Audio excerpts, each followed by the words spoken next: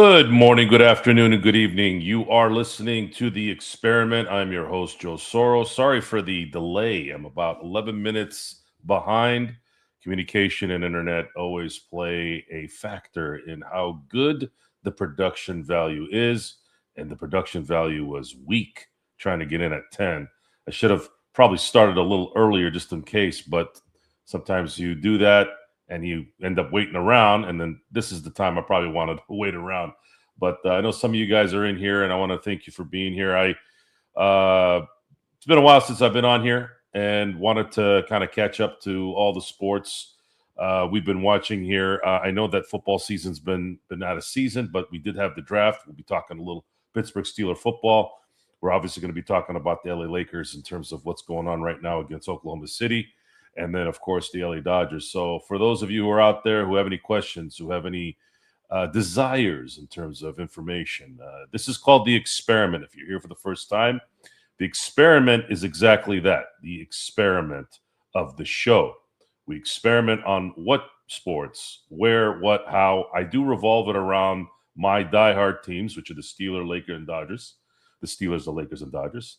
But it doesn't mean that we're going to be talking about those particular topics all the way through. Sometimes we throw in a little politics. Sometimes we throw in a little bit of style, a little bit of social gatherings, restaurant, connoisseurs, people who smoke cigars, whatever.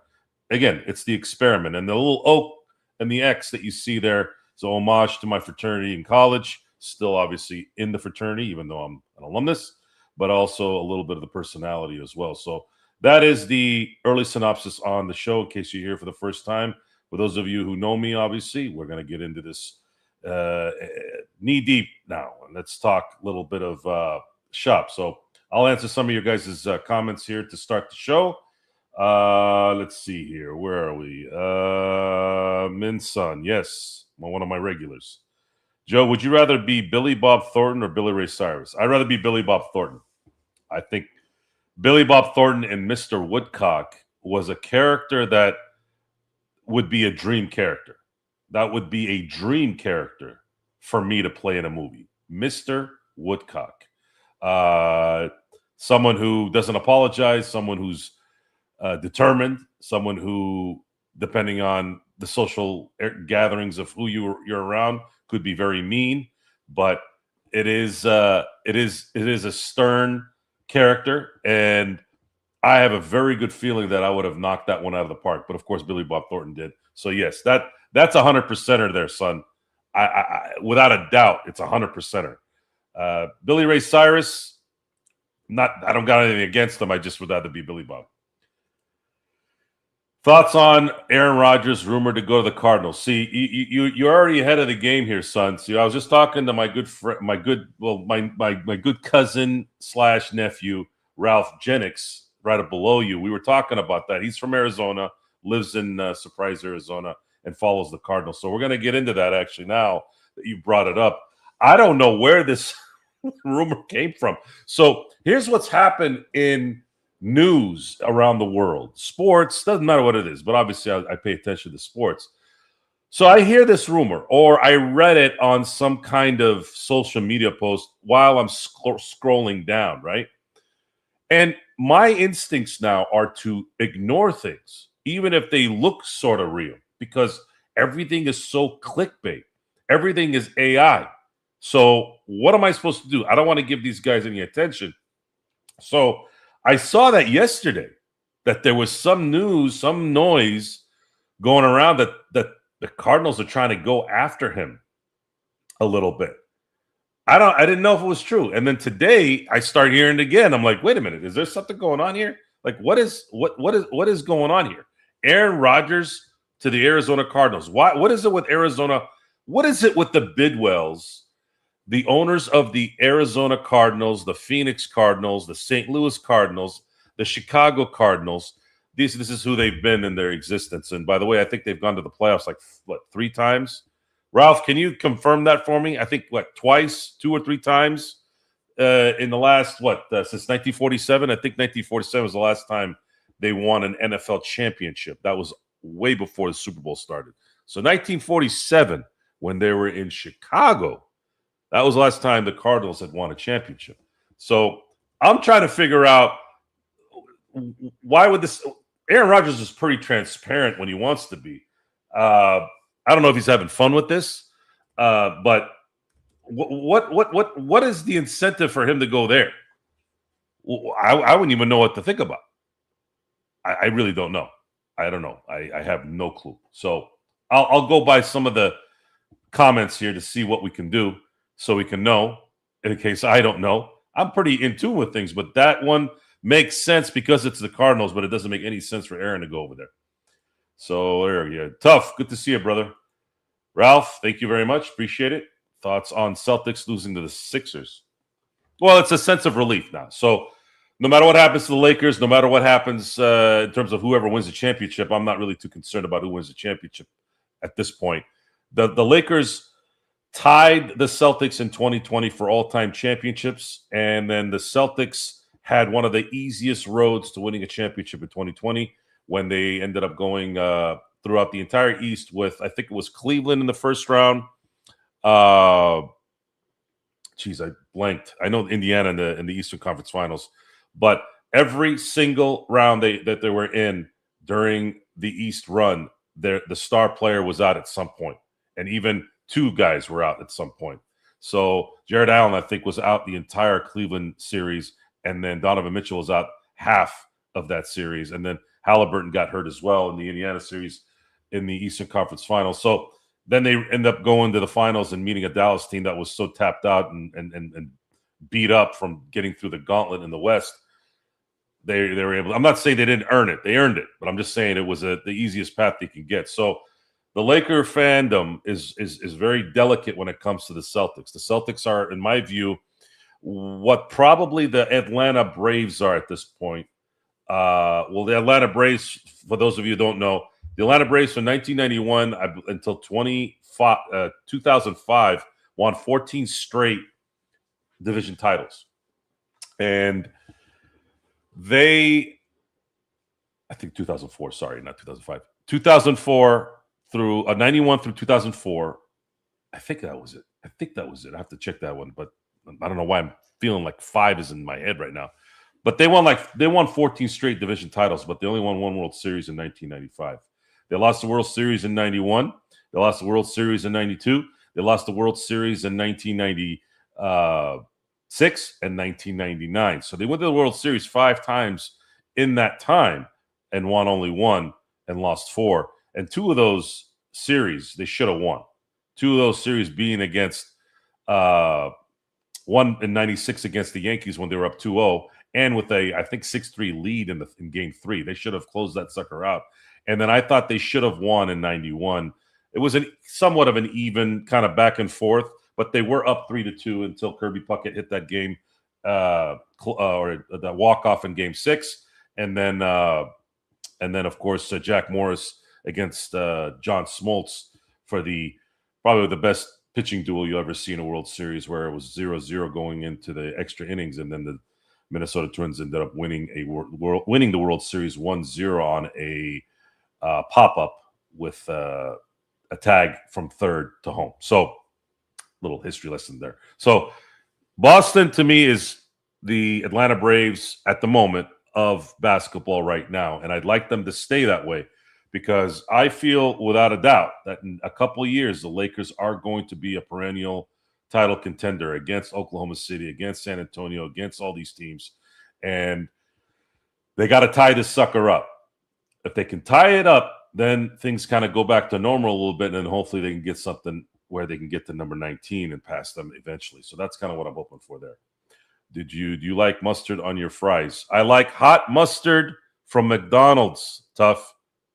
Hot mustard from McDonald's.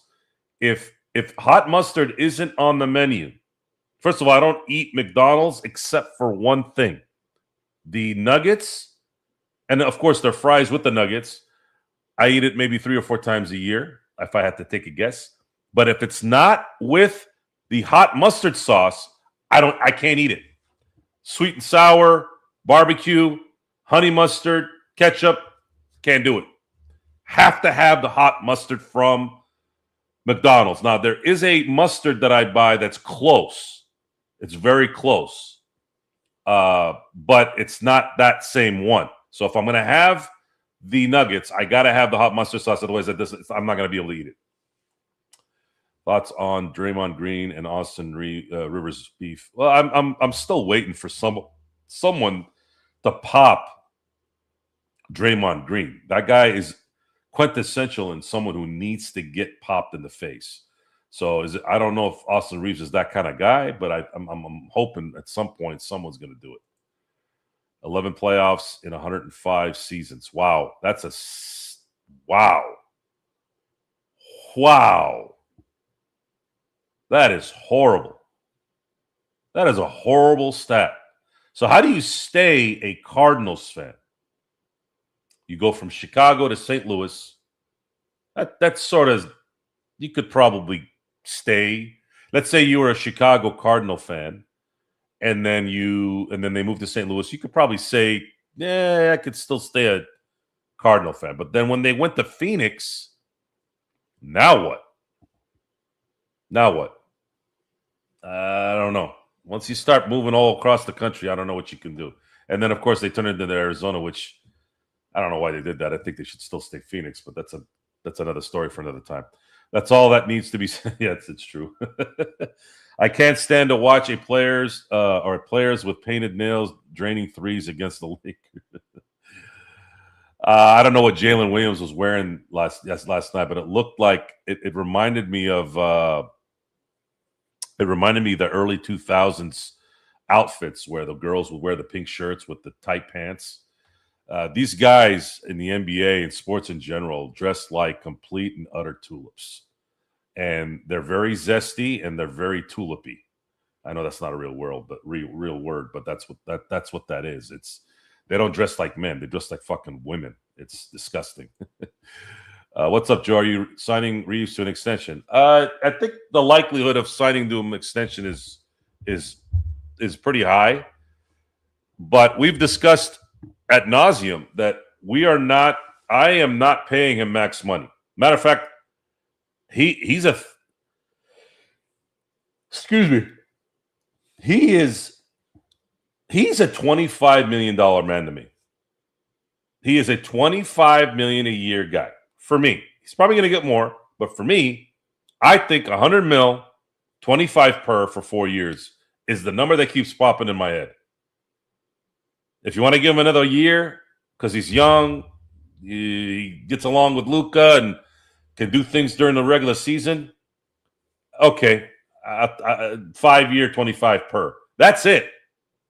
Anything more than that, you're playing with fire, especially if you can't go get Giannis. Especially if you don't hit in the draft, which with this current leadership, I feel a little bit more comfortable that they're going to make the right decisions one way or the other. So I'm not really too concerned at this point. I got to see how this plays out, and I think it'll play out well because the leadership is someone that we know, and it's someone that's been very, very, very successful in being able to build teams and build championship teams. So that's kind of how I'm looking at that, but definitely not a max. And this was before yesterday's performance. This was way before he got injured. This is not new. This is not something we just concocted and are prisoners in the moment like most people.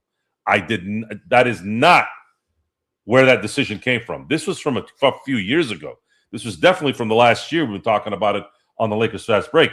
This guy is really, really good, but he is not a max player, and you cannot have him be the second highest paid player on your team if you want to win championships.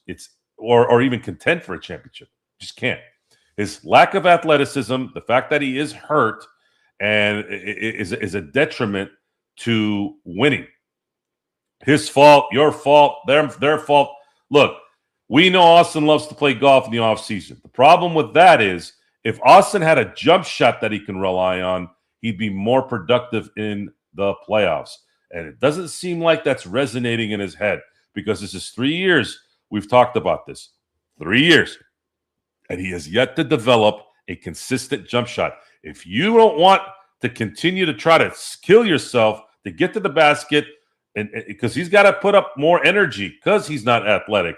So when you do that, and on top of that, people are zoned in on you, and those guys that are zoned in on you are athletic and can jump out the building and have ball handling skills.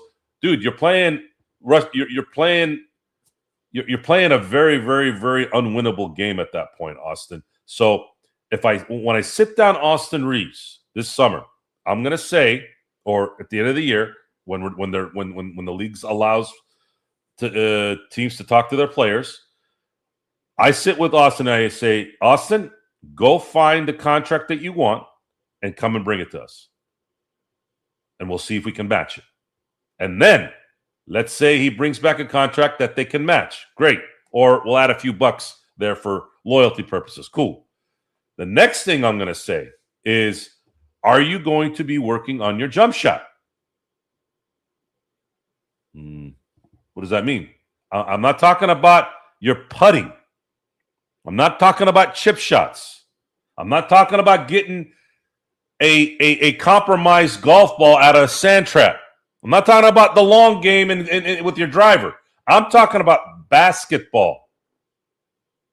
Are you going to be a better shooter next year and the following year and the following year? If you're not, then you're going to be a problem for this team when we need you. So what does that mean? He needs to now scale back and be a complementary player all the way through. Can you be a six-man? Are you really going to pay a six-man $25 to $30 million a year? Probably not. So he's going to start. But if he's going to start, he's got to be able to shoot. I don't care what he does in November. I don't care what he does in February. I'm talking about April, May, and June. If he cannot play in April, May, and June, then he cannot be getting that kind of money, because six men are not supposed to make that kind of money. Six men are supposed to make maybe, if you're lucky, $20 million. But he's a $15 million guy, just like he is right now, 14. He's not going to get. He's going to get more than that on the open market. Somebody will pay him at the very least $25 million for 4 years. I have full confidence that there would be somebody out there that'll drop 25 per for 4 years. An outside free agent can max out at 4 years. In home team, 5 years. So 4 years, 100 mil. That's a guarantee that's going to happen. Someone may throw 30 per for 4 years, maybe. I don't know if I would if I was Indiana or anything like that. I don't know. Would you want to do that? You want to make that mistake in case something doesn't happen if he doesn't stay healthy? I don't know. So that's going to be an interesting conversation, because they got a couple interesting conversations coming up. They got LeBron, they got Austin Reeves, they got Rui Hachimura, and then you're probably going to have DeAndre Ayton and Marcus Smart opt out of their deals, which means they're going to want more money. So the Lakers are going to be absolutely full, just in-house, on what they could do. That's going to be it's going to be a very, very interesting offseason. The moment this ends, the excitement isn't going to stop. The moment the Lakers are bounced in about 3 games, this is going to get very, very interesting in the offseason. It's going to probably be more entertaining than what we've seen, what we will end up seeing here in a few days. Joe, do tortas also need love? Oh boy, man. The topic of tortas this last few weeks has been hilarious. So tortas apparently, and I've been learning the torta language, the torta culture, sorry. So tortas like Jack, they like Jack in a Box, but they call it Jack in the Crack, and they want their men to get them that food. They like micheladas, which that's not too, if you've been to enough Dodger games, you know that's true. They like to drive Nissan Altimas. They have attitude problems. The bigger the torta, the worse the attitude, the worse the mouth. If you look at a lot of these fights at Dodger Stadium, a lot of them have the torta vultures just hanging around. I don't know if they're the instigators. I don't know if they're just there because they like the excitement, but that's the torta there. What is the other thing? So the food we got, the drink we got, the hostility, the attitude, the kind of narcissistic, hey, you got to get me this. What else? The car. The one that cracks me up the most is, I guess all their sons are named Aiden, which is, by the way, the whitest fucking name that you can have, which is weird because tortas are all fucking Mexican, at least from where we're at. So How do you go from red-blooded Mexican Chicano culture with all this micheladas and tortas and all their boyfriends or their husbands are all Mexican, like the true Mexican from head to toe, attitude and all, and then you name your son Aiden. The fuck? What is that all about? Is there any tortas listening to this? If you're not here live, can you post on the comments? If you're a torta and every torta knows she's a torta. Matter of fact, there are Mexican women that I know that are in my industry that I converse with just through business.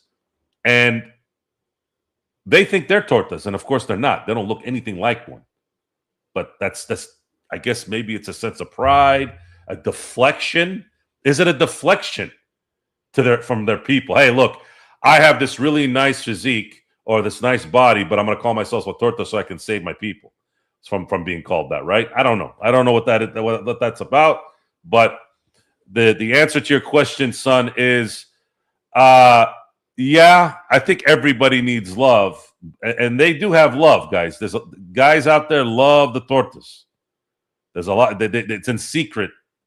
It's in secret, but not really. Even if it's out front, you still have a lot of people out there that are in secret that like it. So they're getting enough love, I believe, because that's why they have the attitudes. If they weren't getting all that love, they wouldn't have the attitude. Think about it. If they weren't getting the love, they'd have to be nicer so that they can reel in their prey, right? These guys are not nice. These ladies are not nice. They're mean. They have attitude. And they demand things. So I think they're getting enough love, or maybe overly loved, or some other form of suicide. Being a Cardinals fan, yeah, that's pretty true. Will Mike Trout win the MVP in the AL? No.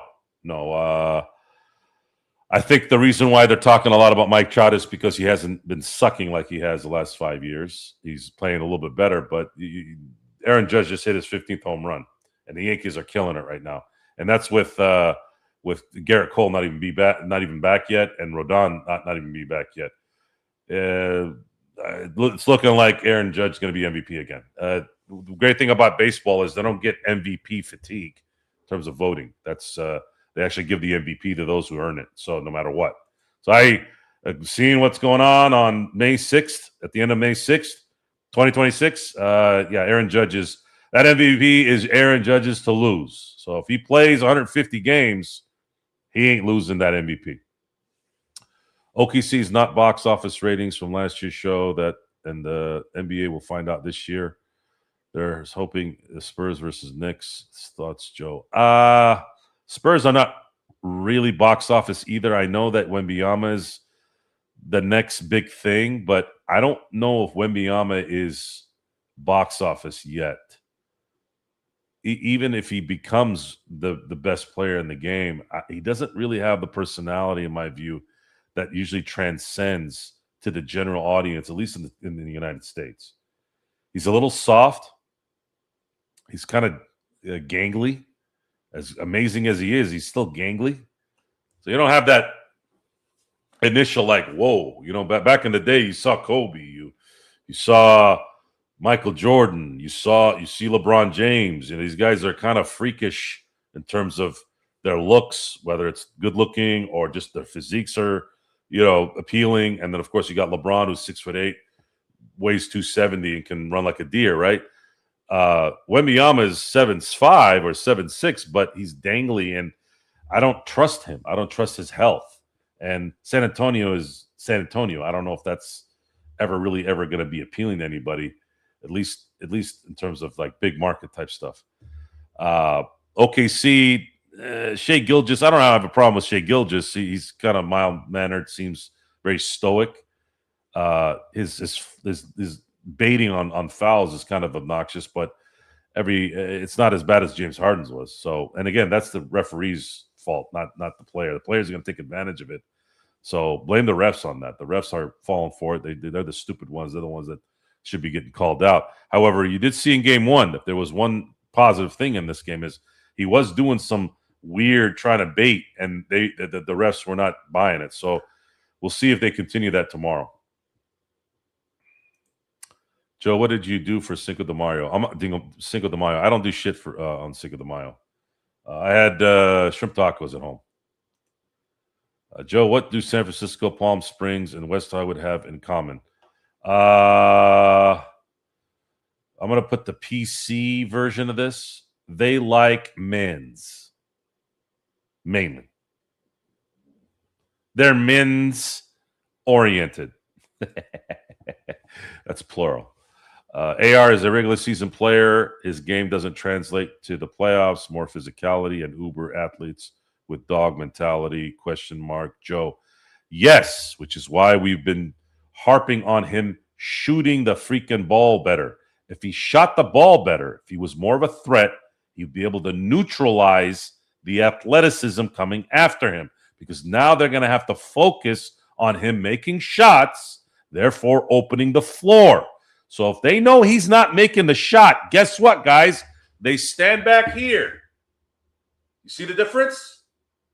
They stand back here guarding Austin because they know he can't shoot on a regular basis and make the shot, which makes it harder for him to get to the basket where he excels at.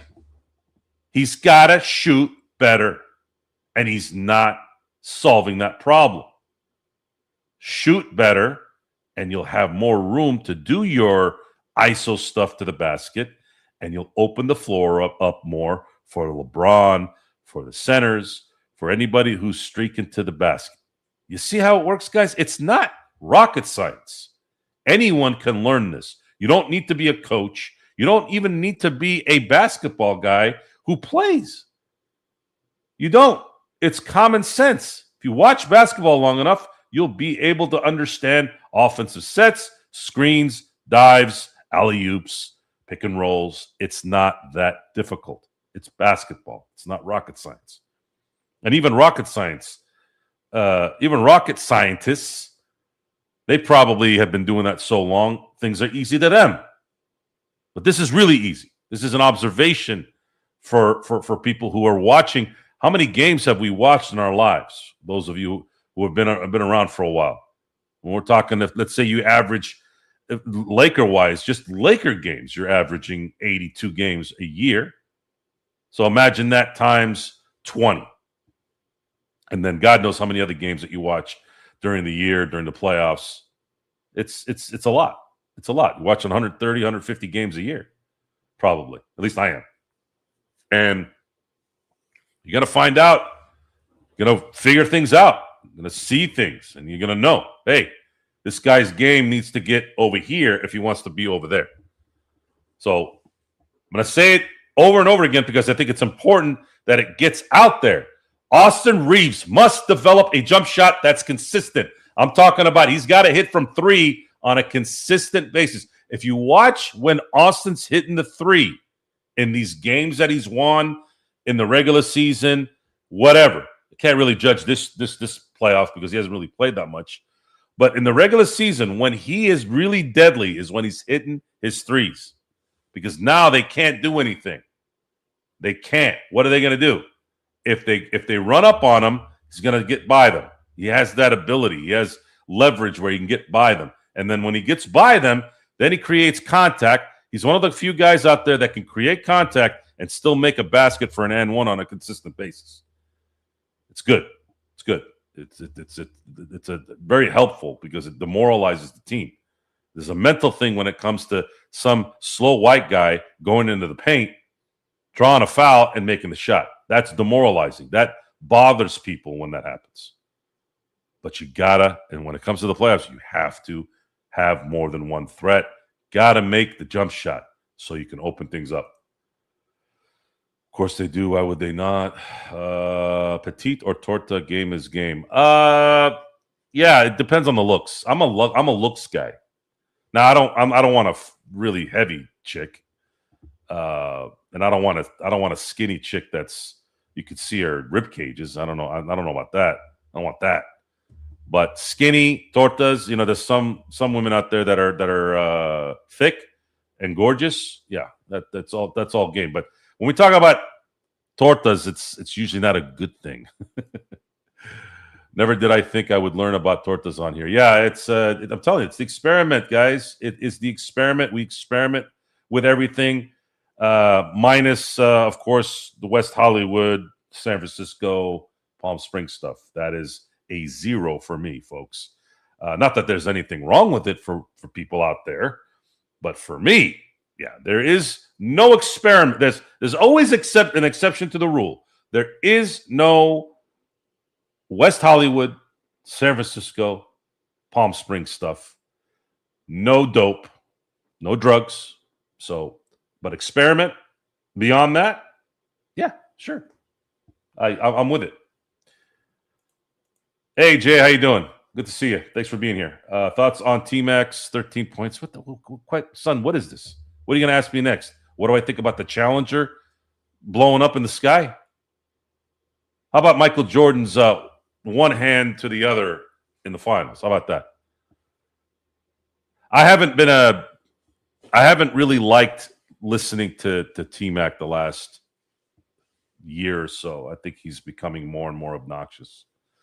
But as far as scoring 13 points in 33 seconds, yeah, that's probably one of the more epic little runs you can watch in a basketball game. Joe, will you go watch the new scary movie with the Wayne Bros? I need to go watch the sequel to The Devil Wears Prada. That's one of my favorite movies. The first one is one of my favorite movies of all time.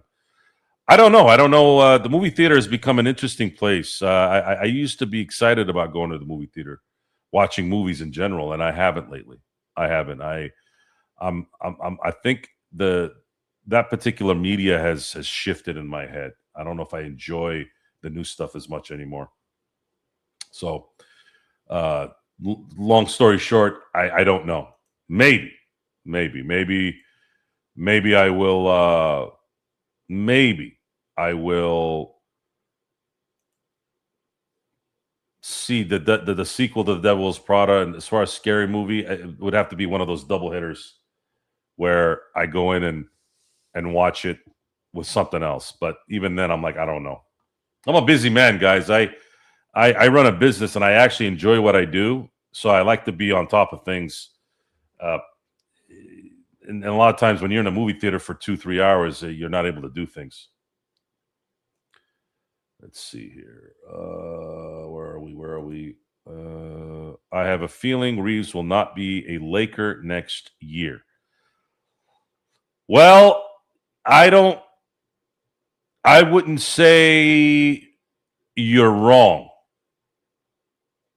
And to put a cherry on that, as much as it would be kind of a bummer, because here's a free agent that you got, you developed him, he's somewhat of a fan favorite, he's exceeded every expectation for a guy who doesn't get drafted. So from that case, it's an amazing story.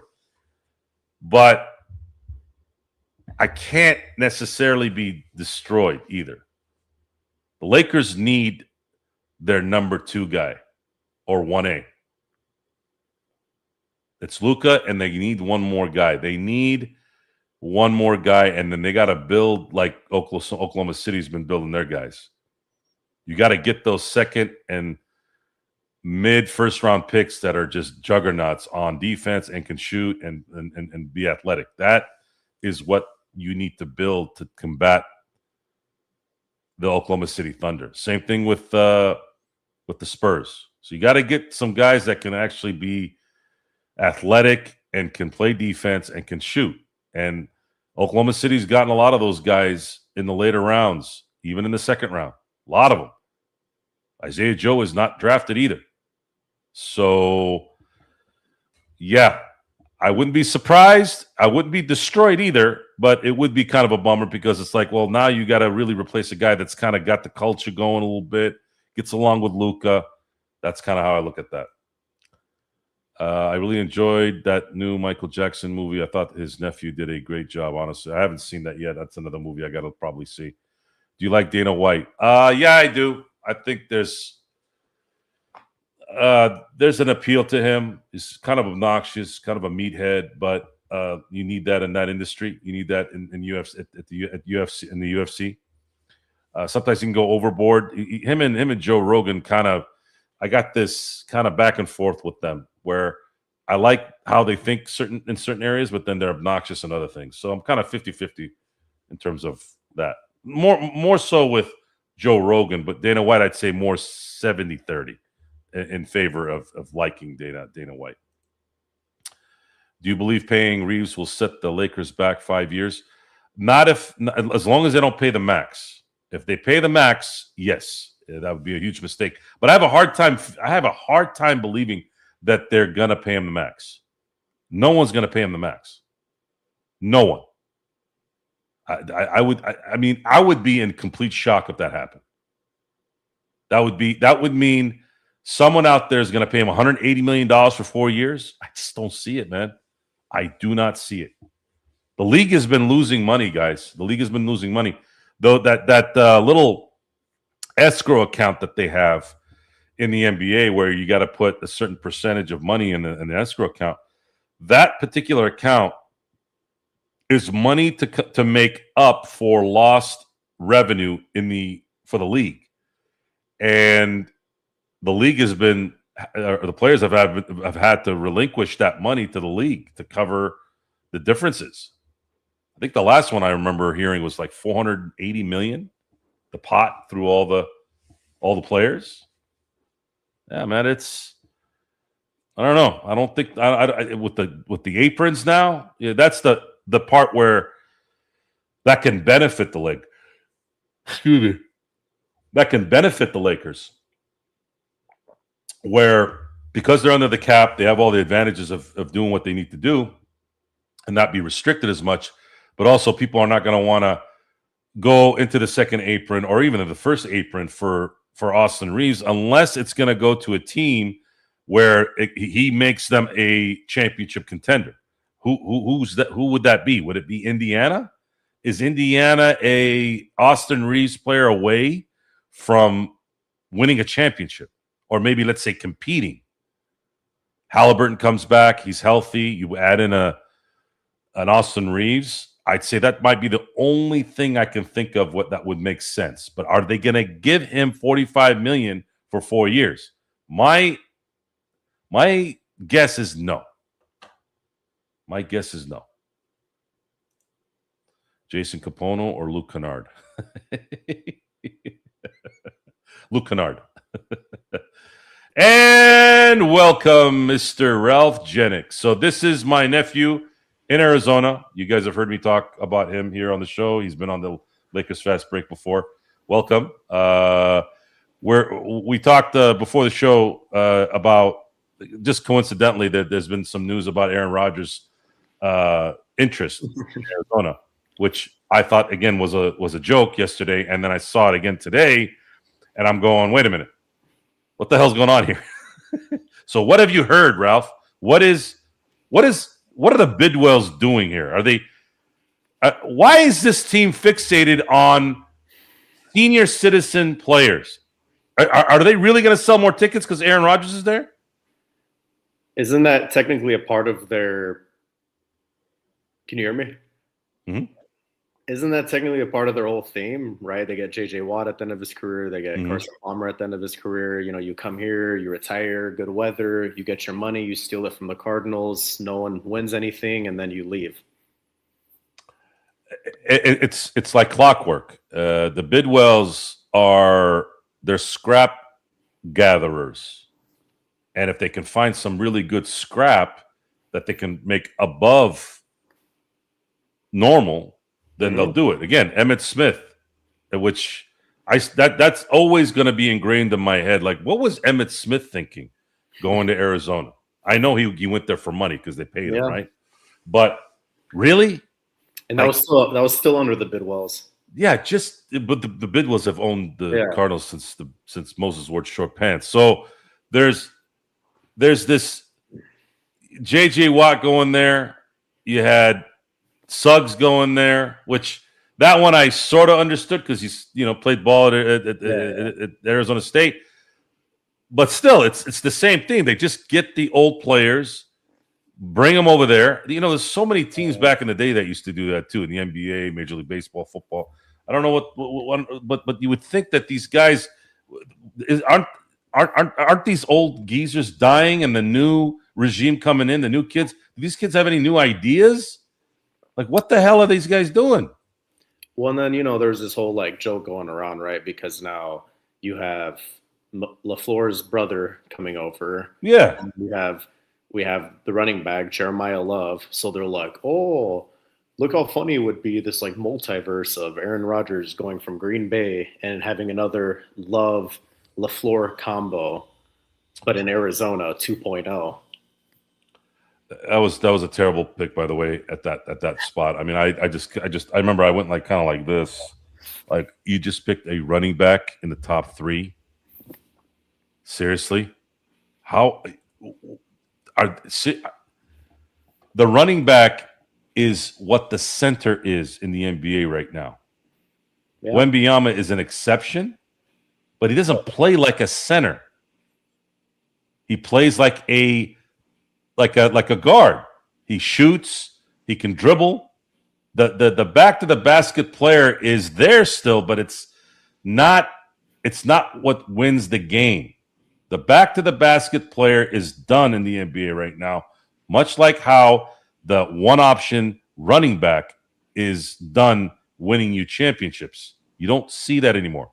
You don't believe me? You want me to go back in history and figure it out for you? I can start this century so you can know, but it started a little bit later, like officially, but still, think about it for a second, okay? You have let's do this. Let's have some fun with this, okay? The turn of the century.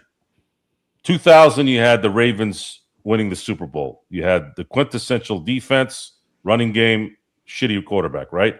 I think it was Jamal Lewis who was on that team, who ended up running for 2,000 yards. But is Jamal Lewis the guy that you think of in great running backs? The answer is no. Okay? So then you have 2001, Patriots win a Super Bowl. Who was their running back? Corey Dillon? Good running back. Is he the first thing you think of in all-time greats? The answer is no. Then you go 2002. You have Tampa Bay. Mike Allstott, Ork Dunn. Okay. Good players, good running back. Mike Allstott was like a beast. People wanted to be him. But is he an all-timer? Absolutely not. 2003, 2004, same situation. You have New England winning back-to-back Super Bowls. It's Brady and the defense, right? Then the Steelers in 05. Yes, Jerome was on that team, but he was a secondary player. Willie Parker was the running back there. Not somebody, again, you think about in terms of all-time greats. 06, Peyton Manning. You didn't even have Edgerrin James on that team, by the way. They won that Super Bowl without Edgerrin James. You could have said that he was a great running back.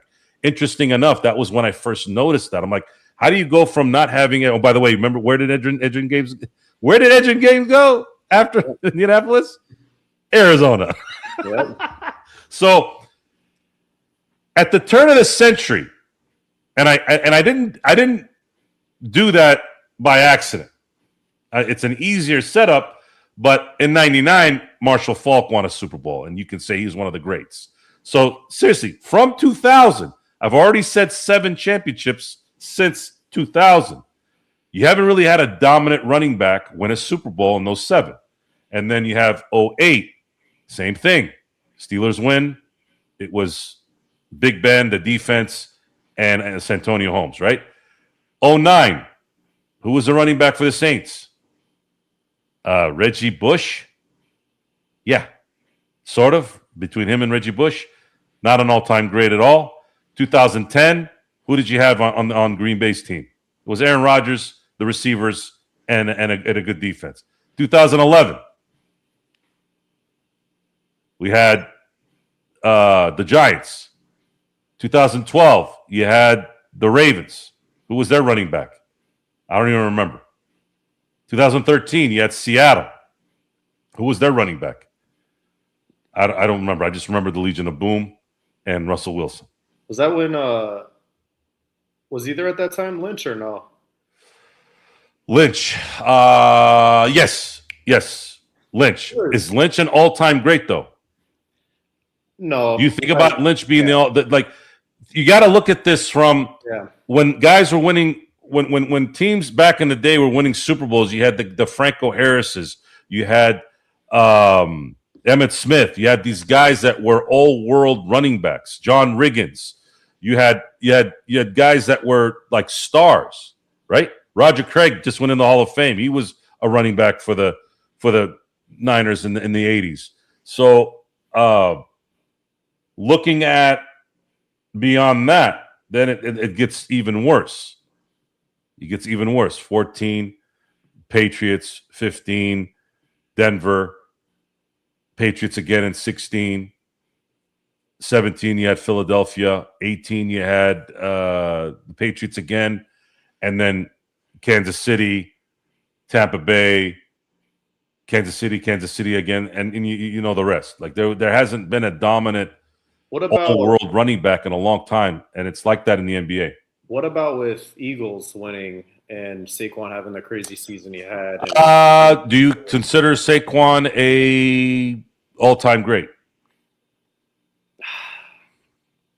I don't think he got the opportunity. He doesn't have the opportunity to do that because the way the game is now. It doesn't matter. It doesn't matter. No, the answer is no. I'm not saying that. I'm not saying that. Look, first of all, you know, in 13 when Seattle won, Lynch had a really good year. He had an epic year, right? Saquon had an epic year when they won the Super Bowl too. Jamal Lewis, I told you in 2000 when they beat the Giants for the Super Bowl in 2000, he had an epic. He had a 2000 season, 2000 rushing season. But these guys are not all world. All world is gone. All world. There's no Terrell Davis helping Denver win a Super Bowl. It wasn't Emmitt Smith winning a Super Bowl. It wasn't John Riggins winning a Super Bowl. It wasn't Franco Harris winning a Super Bowl. It wasn't Tony Dorsett winning a Super Bowl. These guys are all-time greats. The Francos, the Dorsetts, the Terrell Davis, the Emmitt Smiths, the John Riggins. Those guys are gone. Those guys are not running backs anymore that lead. I don't know if it can't change. The game is too sophisticated. Passing the ball has become too valuable, much like how the three-point shot has become too valuable. See what I'm saying? We can sit here and talk all day about, the game sucks. The game sucks. Well, the game is developed like this. So if you wanted to go back to being a running back league, guess what? You're going to probably need to implement some rules that make it much harder for the offense to score in the air. Number one, I had this discussion not too long ago with some friends. I said, if the NFL decides to make pass interference only 15 yards, you'll start seeing the running back become more valuable. But the NFL doesn't want to do that. They want passing because passing sells tickets. Passing sells eyes to the TV. And that's just what it is.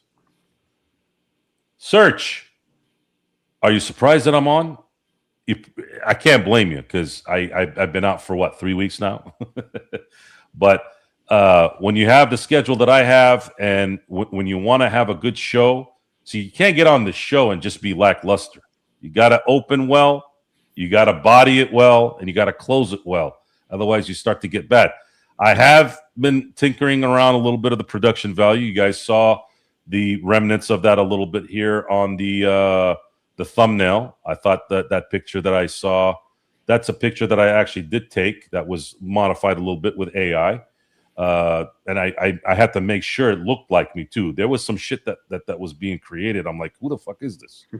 Like, why is it doing this? I didn't ask it to make me look like Tom Cruise. I go, I don't want to look like Tom Cruise. I want to look like me. I got the spiky hair. I got spiky hair right now, Ralph. You're going to see it next week. Everybody at the house wanted me to have spiky hair. They thought my hair was getting too long. They don't like the Jay Cutler look. So, but yeah, so I'm like, I got to have this thing look like me. And I think I even wrote, look like me exactly. No, change it. The glasses I wore, the haircut, the shirt I was wearing even, everything worked out well. And it was able to concoct it perfectly within the 16:9 thumbnail so that it worked on the presentation. So thank you, AI, for helping me out on that. I kind of want to go back though to what is the possibility here now. I'm not saying about Aaron Rodgers going, but okay, like, and everyone's freaking out, right, about they drafted Beck, but what does the team have to lose at this point? Well, it's not about losing. It's when are you going to fix your culture? You're not getting it. You drafted Jeremiah Love. Jeremiah Love, 3rd overall, when you needed so much. And you're in a league. I'm not just blaming Arizona, by the way. If you're one player away, let's say you're one player away and you're Arizona, you're like, man, we really need a running back. Okay, I'll buy that. And then it's any team, by the way. It's not just Arizona. Fine. Okay. You need that running back to get really over the hump? Okay.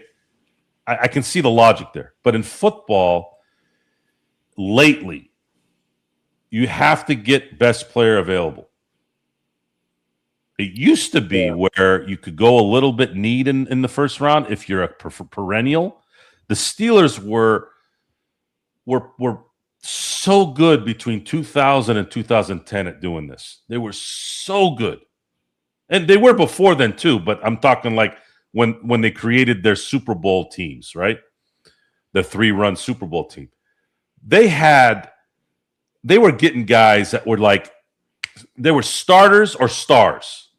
It was both or one of them. So 2000, who did they get in 2000? They got Plaxico, right? Now, he ended up leaving after 4 years, but he was a hit.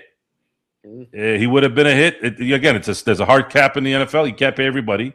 So he wasn't able to stay, right? We all saw what he did with the Giants. He was a solid receiver.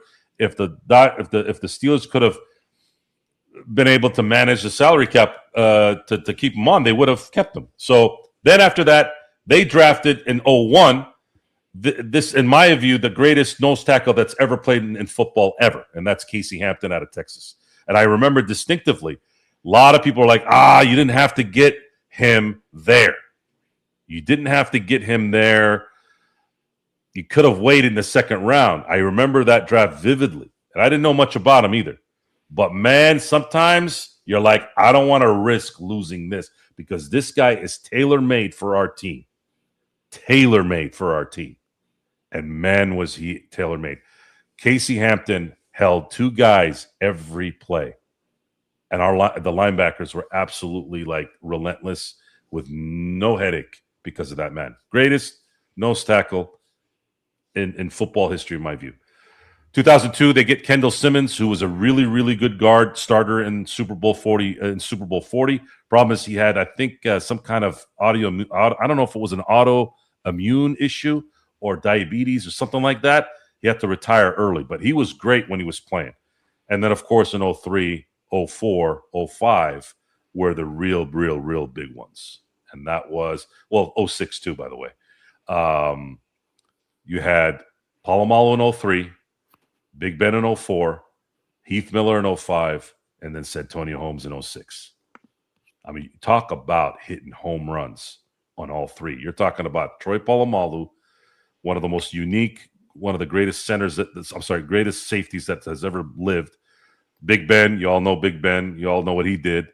Then you have Heath Miller, who, without really a lot of argument, is the greatest Steeler tight end ever. And you know how long their history is. We're coming up on 100 years here in about 7 years. So Heath Miller, best tight end ever in Steeler history, in my view, and a lot of Steeler fans' view. And then, of course, Santonio Holmes in 06, one of the most clutch receivers, the modern day Lynn Swann and John Stallworth, if not more.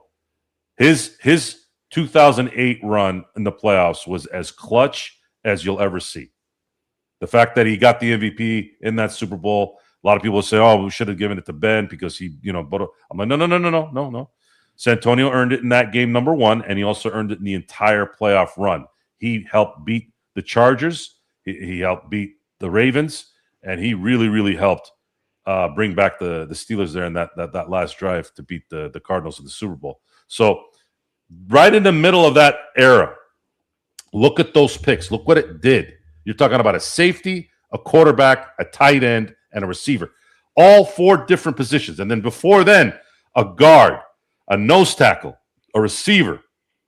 It's like they were picking gems every year. And then in 2007, they got Lawrence Timmons in the first round, and then your boy Lamar Woodley out of Michigan in the second round. That pick was a surprise. Pittsburgh was not anticipating Lamar Woodley being available at 2. They had to get him. They got 2 linebackers in that draft right out of the gate. And it was like, man, solidified the middle, solidified the edge for 7 years. And then again, won a Super Bowl in 2008, went to another Super Bowl in 2010. That's how this thing stack up. Now, in comparison to what teams like the Cardinals are doing, they're getting geezers, or they're drafting positions that you can get value in the 3rd, the 4th, the 5th, hell, free agency. Why would you draft why would you draft and I'm not saying he's not good. I'm not saying that. He's a good player. Jeremiah Love is a good player. But even if he's great, if he even becomes great, is he going to really move the needle for them to win? The answer is no. Running back is not as valued as it's been in the past, and it's been like this for a very long time. Drafting receivers, in a lot of ways, to me, is a waste in the first 10 picks. And that's just me, because I think you can get unless you're a perennial and you just need that one guy, you can get receivers. And the way the game is set up, you can get a lot of value from receivers without having to spend high draft picks on them. So Carnell Tate goes to the Titans, and obviously we know why they needed to get a receiver, because they need Cam Ward to have something to throw the ball to, right? So I can sort of understand that. Then you have Jordan Tyson, out of your brother's school, Arizona State. And then what else? Who else did they get? Who else went out? Micaiah Lemon, which there was a lot of controversy on what was going on around that pick, because the Steelers apparently were going to pick him. Thank God they didn't.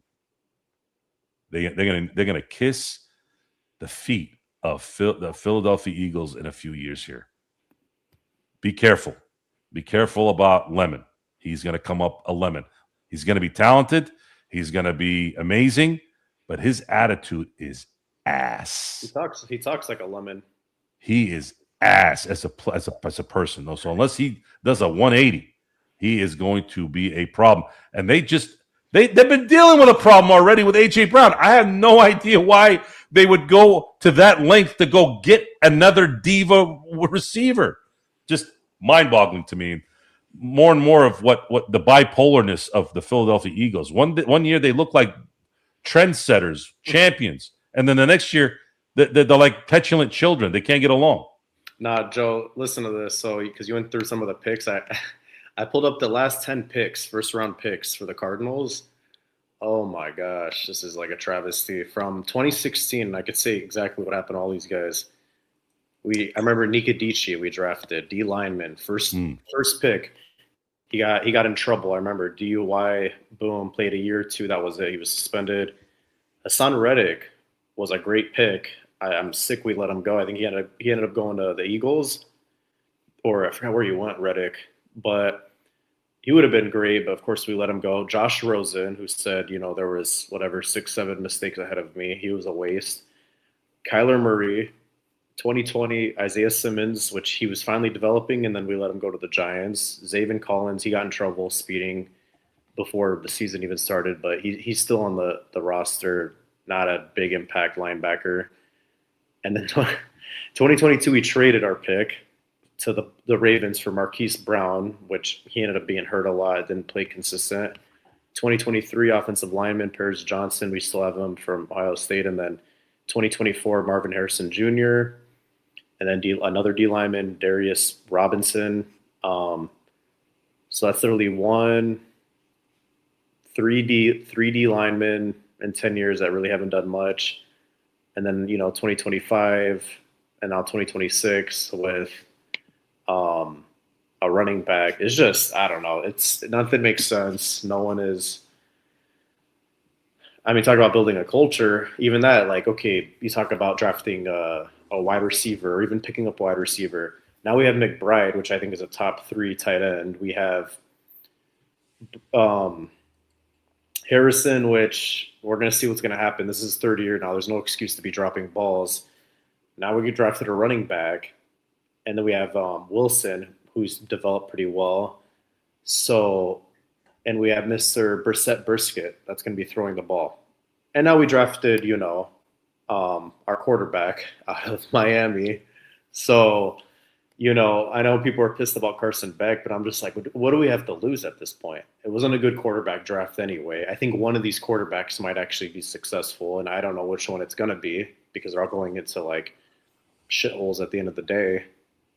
Beside Ty Simpson, I think he has the best opportunity to not have pressure, be behind Matthew Stafford. I mean, most of these quarterbacks are just going to get thrown into deep water and attacked. That was an interesting pick. I don't know what there was a lot of, I don't know. I didn't see it, but there was reports that McVay was not happy. But then when I see the video, I'm like, well, where are you guys seeing this? I think you're probably just making it up in your head. But at the same time, is Ty Simpson the guy you want to spend a 1st-round pick for? And at this point, with maybe they felt good on offense. I call him Pikachu. You know who I'm talking about. Receiver for the Rams. I call him Pikachu because it's he's got some mental things going on with him. I don't know what's going to happen with him. I'm starting to not trust what's going on.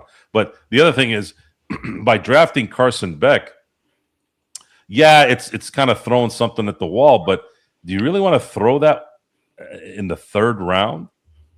Who do you think they should have drafted, like from the first pick? I don't think they should have drafted a quarter.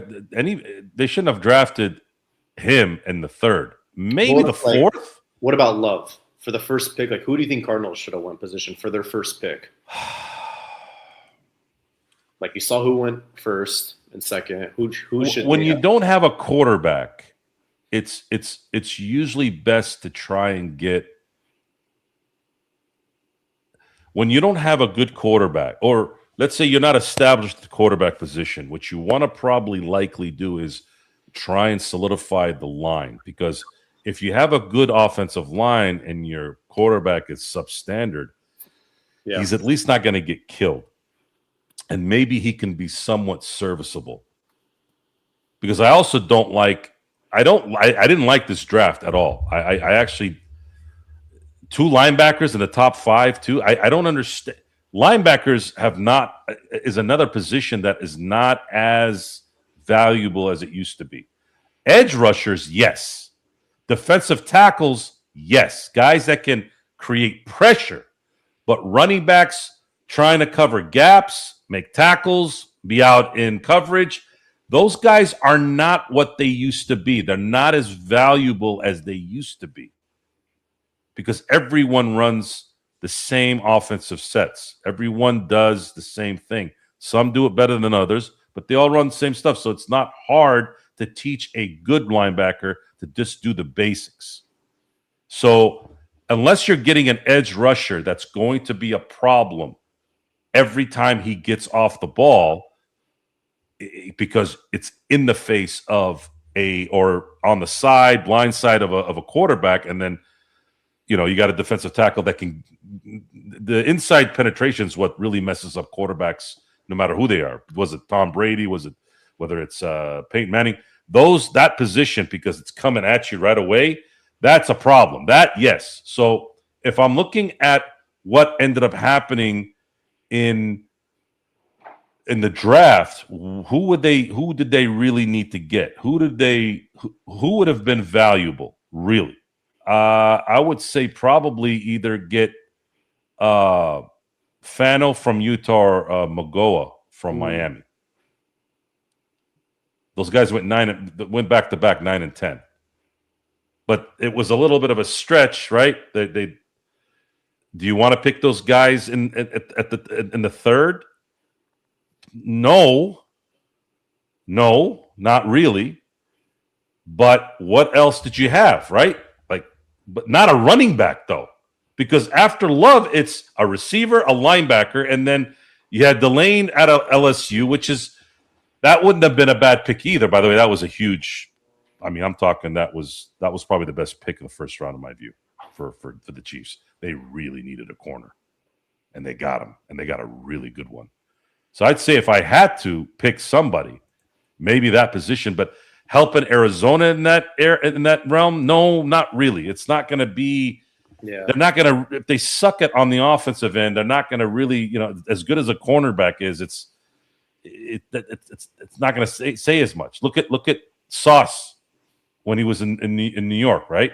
How good was Sauce Gardner the first couple of years in the NFL? You thought he was going to become Revis, right? Yeah. But the Jets are so bad. They're so bad that they just it didn't matter. And that's what would have happened with Arizona. So the end game here is maybe there wasn't a choice. Bailey, right before Love was picked, was probably their best bet. They would have been better off hoping that Bailey dropped the 3 and then they'd get Bailey, but obviously he got picked before. But yeah, I would have probably went offensive line, but then are you really going to pick those guys that much higher? In the NFL, it's much, much different. 2 or 3 spots is a huge difference. They're very meticulous. They're looking for anything and everything to not pick you. It's like that's like my hiring process. When somebody wants to come work with us, I try to convince them for an hour not to work with us. Not because it's some new way of trying to manipulate. No, it's not a manipulation. I want to tell you the truth about how the guys work. And it's not a good thing. Can you think by yourself? Do I need to micromanage you? Are you concerned about off time? Are you concerned about lunch? I don't give a shit about any of that. You want to eat a lunch for 4 hours? Go ahead, as long as the job is done. But are you capable of doing it? The answer usually is no. My guys can do it. My guys can do it right now. Yeah. They're wired for it. They can get shit done in 4 hours that takes normal people 8 hours. So if they want to take 4 hours and eat and grab ass, I don't give a shit, because I've already put the numbers together to where this is what the thing's gonna this is what it's gonna be, and make it happen, and then that's it. I don't give a shit about anything else. I don't care about anything but the results. I don't care if you stand on your head for 8 hours. Did you get the job done? Yes. Oh, okay, good. As long as you're not hurting anybody, don't be obnoxious. Don't bother the customer. Don't bother the client. You're good. So, little lesson for the real world going into football too. Let's see here. Manning was a surgeon quarterback. Absolutely. Falk scored 4 or 5 touchdowns. First game, I forgot. Man, I really thought Reggie Bush was going to be the next Falk. Speaking of him. Let's see. Franco Harris was awesome. I'm old enough to remember. Yes. Oh, I was too young to see Franco run, but we knew a lot about him. Joe, get on. Terza. What the hell is that? You know what that is? Probably some type of peptide. Oh. Peptides. Oh man. Who? Oh man, it's funny that is this somebody you know?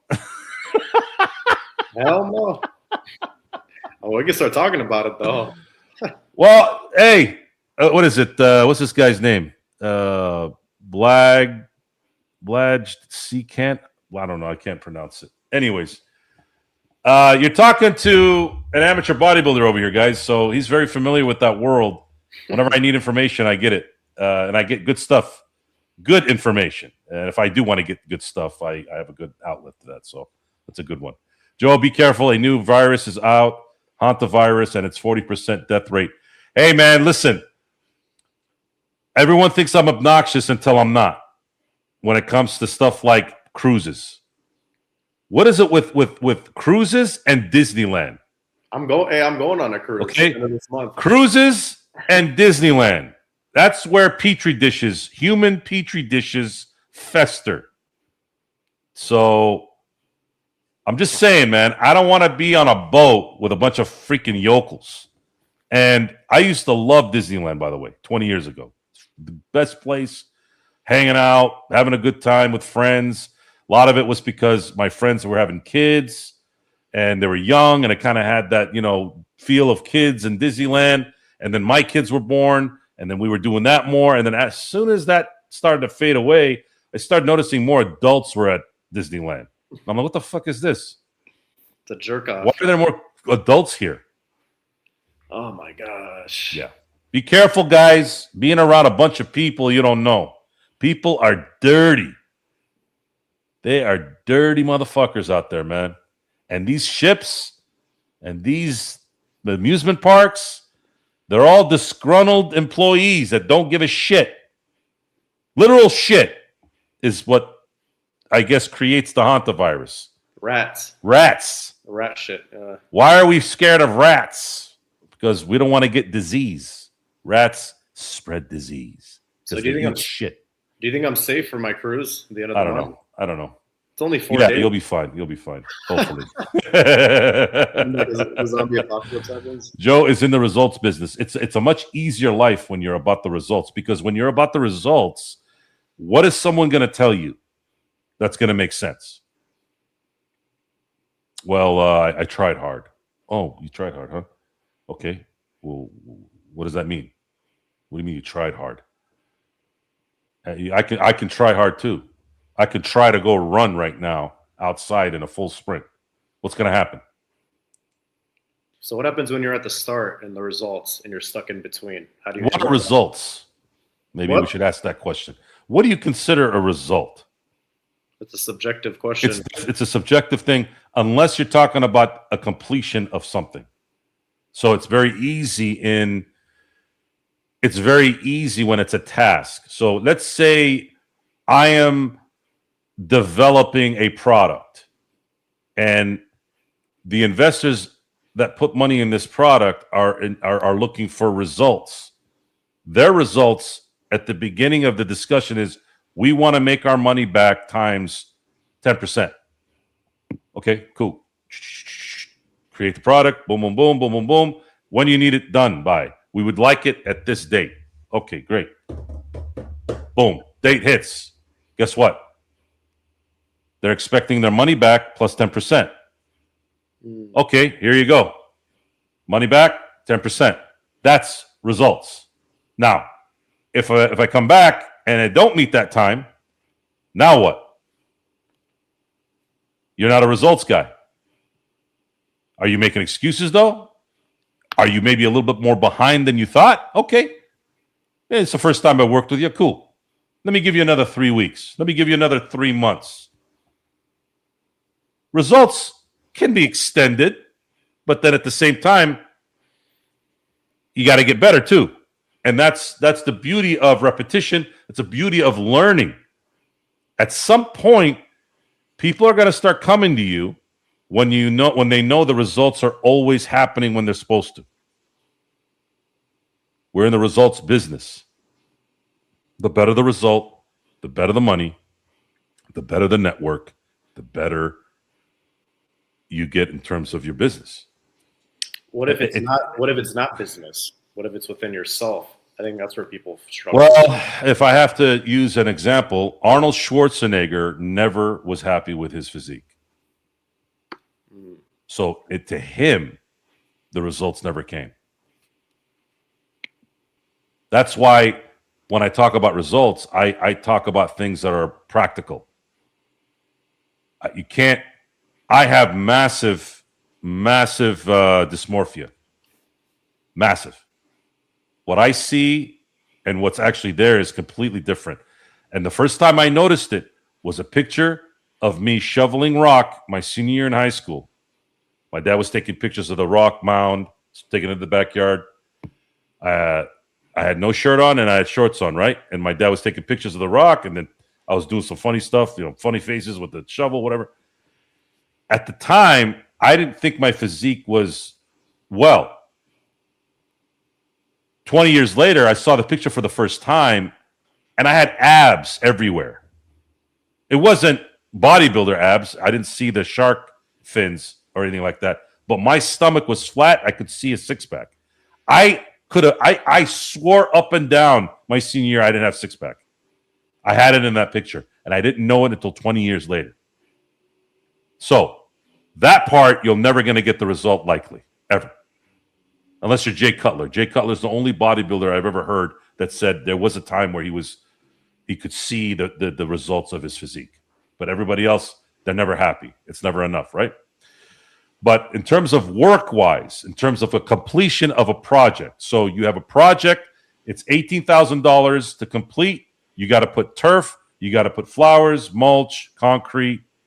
That's something I just did literally the last 2 weeks. Guess what happened?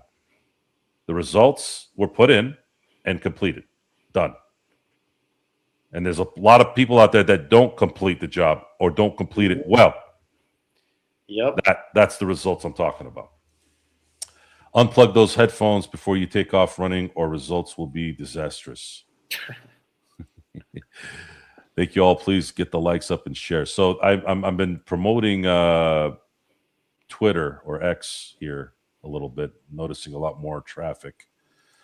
There was some new people on here as well talking. It sounded like they knew me, but I couldn't tell who they were because I didn't recognize their names. But I did want to apologize, guys, for not being here regularly. I'm really trying to get to a place where I can have the time to really put into this.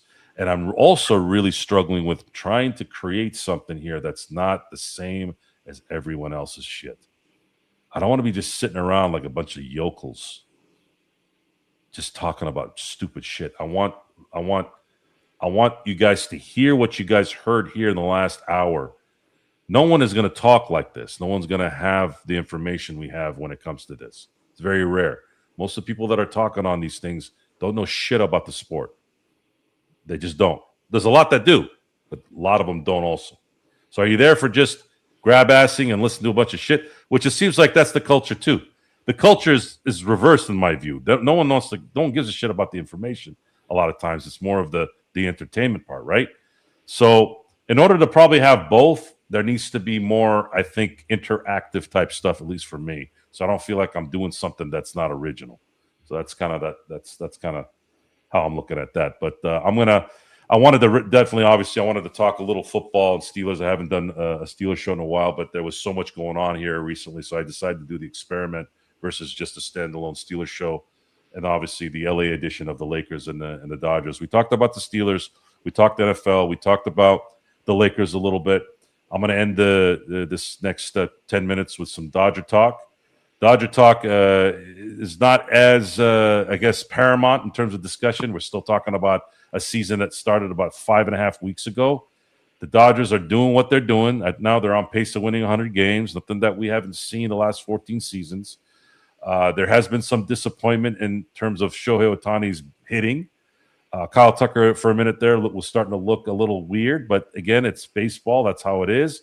But he kind of got himself out of whatever rut he was in here the last few games, and we're pretty happy as Dodger Nation to see him continue to hit in terms of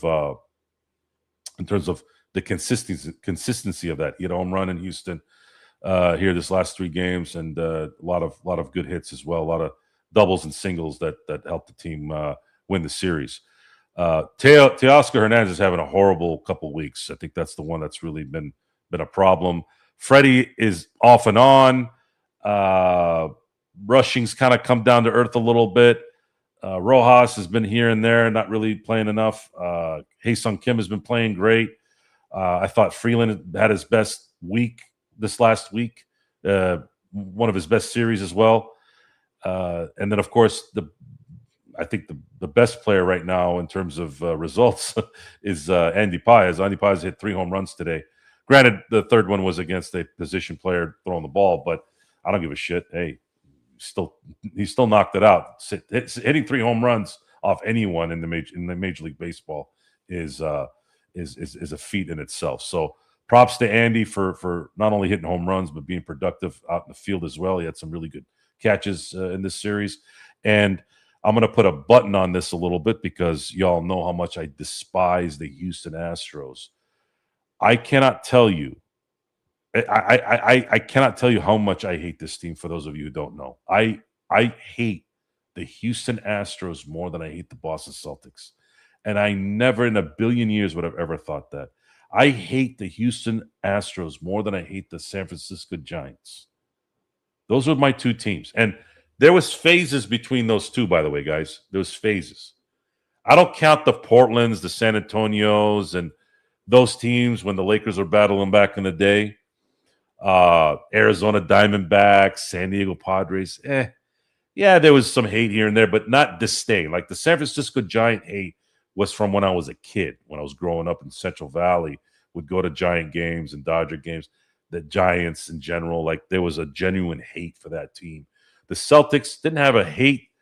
I didn't have a hatred for them until 2008 when they lost to the Celtics. The Lakers lost to the Celtics to them in the finals. That was when that started. Even though the history of the Celtics and Lakers had been for years before then, when I started understanding basketball, the Celtics really stunk pretty much the majority of my existence in watching basketball until 2008, and then that became kind of the thing there. So the Houston Astros,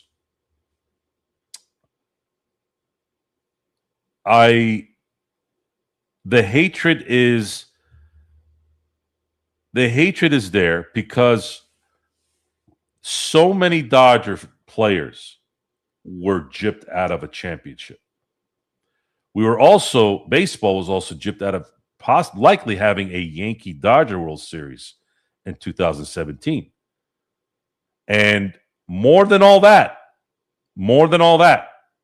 and I feel bad for the Ethiers and the Puigs and the guys that were there before the big sticks started coming in. We're talking about 17 and 18. You had homegrown players doing homegrown things, playing amazing baseball. I think Corey Seager was the only one that wasn't there in 18, but he was there in 17. And you're talking about the Bellingers, the Seagers, and I consider Justin Turner a Dodger lifer at that time because no one cared about him. Same thing with Muncy. Same thing with Kike. Those guys are Dodgers to me. They're in they're homegrown Dodgers, even though technically they're not. They became who they became because they were Dodgers, and no one before then really did anything with them. Teo was close too, but he actually didn't do too bad in Seattle and Toronto. Okay, so he doesn't necessarily count. But Kike, Muncy, Turner, those guys are to me homegrown Dodger players, and you'll never convince me otherwise. So you had the Seagers, you had the Turners, the Kikes, the Bellingers. You had obviously Clayton Kershaw on his peak at that point. That one right there, that guy right there, his legacy, and we'll never know what might have happened after that. That's the other thing that bothers me. We'll never know how much damage it really was. There was damage, but we'll never know how big the damage is. With Clayton Kershaw, because he was going to win the World Series MVP in 2017. He destroyed Houston in Game 1, and he was beating them pretty good in Game 2 and would have won that game. They were up 4-0 and 7-4 and ended up losing 15-4 because it was a home run, one of the craziest games I've ever watched. But the stat that I read, there was two stats that I read, and one of the stats said it was 1 and the other said it was 0. So either way, if it's 1 or 0, it's still amazing. I think it was Clayton Kershaw threw 52 off-speed pitches in that game. One stat said 0 swing and misses, and then there was another one that said 1 swing and miss. I'm sorry, folks. Clayton Kershaw in his prime, off-speed pitch, and you're not swinging and missing more than once or 0 times? Not happening. Not happening at that point.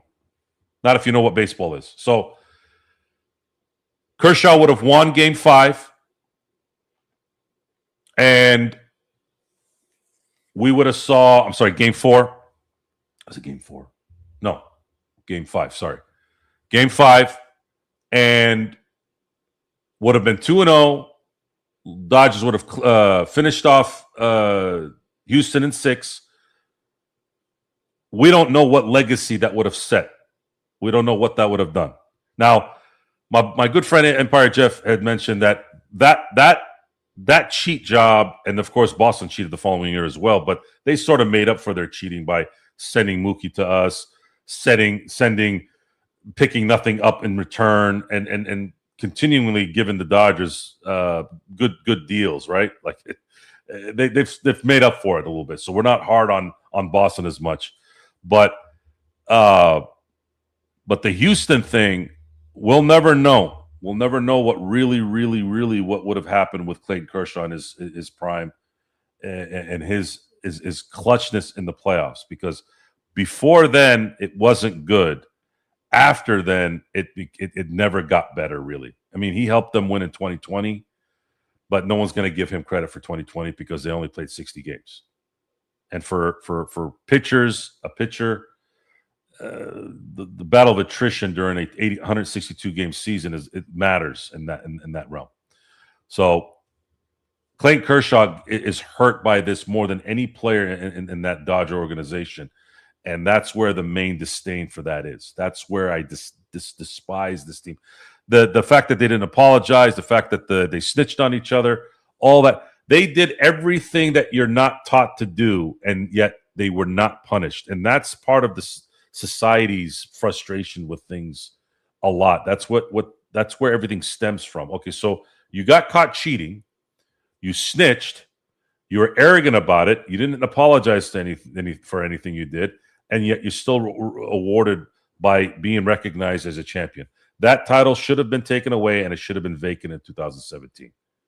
But Manfred really dropped the ball on that. And the reason why he did is because he offered them immunity, the equivalent of immunity in baseball, where he said, look, tell me what happened, tell me the truth, and I'll let you guys keep the championship. That's likely what he said.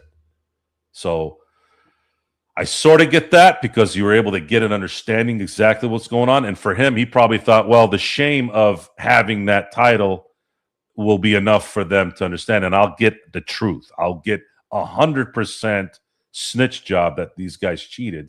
And then I don't have to worry about working myself around it and making a decision whether they cheated or not. So I get what Manfred did on that. I get it.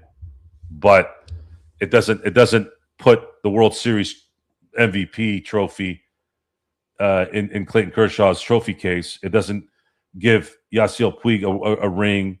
It doesn't give Corey Seager another ring. It doesn't give Justin Turner another ring. It doesn't give Cody Bellinger another ring. How about Andre Ethier, man? How about Andre Ethier? He was there during the dark times and the ascent. How nice would it have been had he been able to end his career as a Dodger great with a championship? Even though he wasn't like the guy that year, he was kind of like a part-time player, but that doesn't matter. He put in his work. And that's another guy that started in Oakland and then ended up in LA. He is homegrown too, even though he started in LA. He became who he became in LA. He was in Oakland for a very short amount of time. One of Ned Colletti's really good acquisitions, by the way. Ned Colletti needs to be talked about a lot more than he is, because he is responsible for a lot of these guys, the Corey Seagers, the Will Smiths, the Clayton Kershaws, the Andre Ethiers. So props to Ned Colletti for all that. So yeah, that's where the hate is. That's where the disdain is. And it'll never go away. It'll never go away. And I want Houston fans who watch this to understand something. You can sit there and insult Dodger fans, insult me all you want with rent-free. Fuck you. How about that? Fuck you. It's nothing to do with rent-free. I don't rent shit, by the way, guys. I buy. I'm a buyer. I own my house. I own my cars. I own everything I have. Okay? I own everything I have. I don't rent shit. And I don't have any rent in my head either. But I will tell you this. I'm going to continue to say it, because that's the hole you dug. You don't want to apologize? You don't want to apologize? You don't want to have remorse? You want to act arrogant about it? I'm going to remind everybody, every year, every week if I have to, of what a bunch of bums the Houston Astros are. Ownership, GM, AJ Hitch, Carlos Correa, that midget piece of shit Altuve, Springer, watching that piece of shit get hurt in the World Series with Toronto last year was awesome. Watching him strike out was awesome. Gurriel, fuck him too, and his purple hair. All those fuckers. All of them. And I'd say to their fucking face, that they're cheating pieces of shit. Bregman, that motherfucker too. Can't stand these guys. And I never will. And I'm going to remind you guys that 17 is not a championship year for you guys. It may say it in the books. You might sit there and whack off to it in your room with all the stuff that went on. But in the end, not a legitimate title. I don't care what you say. And I'm going to remind all the people that don't know later.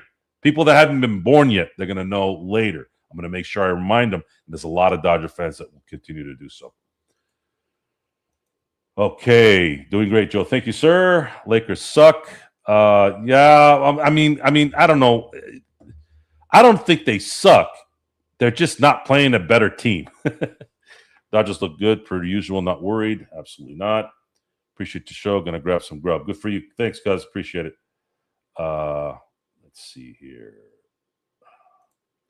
I still don't understand how Boston gets a pass for Dodger fans. Fuck them too. We got cheated twice. I'm not going to argue against saying fuck them too. No, not at all. But we got to look at the results of this. Pardon the topic of discussion. So they've given us Mookie Betts. We gave him nothing for Mookie Betts, right? They even before then they gave the Dodgers Adrian Gonzalez for not much either. Boston has always given the Dodgers things. Hell, look at Tibbs the third. Look what he's doing. They got him for Dustin May, and he's not even in Boston anymore. Boston sends Devers to San Francisco, pretty much catapulting the Giants into the Pacific Ocean over there, right? Everything the Boston Red Sox, and even Alex Cora apologized. He at least apologized to every one of the players. He apologized at least for the cheating. So there's a little bit of a leeway there. Not much. And if you want to hold them accountable the same way as Houston, I'm not going to argue. I'm not going to argue with you. I'm not. Hey, Laker Dodger for life. You want to spew that venom on them? I'm going to sit back and go, all right, yeah. You got a legitimate gripe. But I'm trying to look at this from the results factor. Since they've cheated and taken the title away from them that year, they have thrown everything of value to the Dodgers that they've thrown to the Dodgers. And the Dodgers have put 3 championships in their trophy case and likely on their way to probably putting 2 or 3 more with some of those assets. Little silver lining there, but I'll admit it's still a bitch move on my part, right? Still a bitch move. Thanks, Serge. Appreciate it. Will you watch The World in the summer? Probably. I'm a sportsman, so watching the World Cup is definitely going to be an activity I'm going to be partaking in, even for soccer. Dodgers beat Astros 12-2. Yeah, they whooped them in game 1 and 3, but yesterday's game really bothered me, losing 2-1. Man, I wanted a fucking sweep. Tips on getting torta: lay a bag of hot. Yeah, see, I'm a hot Cheetos guy. I forgot to mention that too. They like hot Cheetos, but so do I.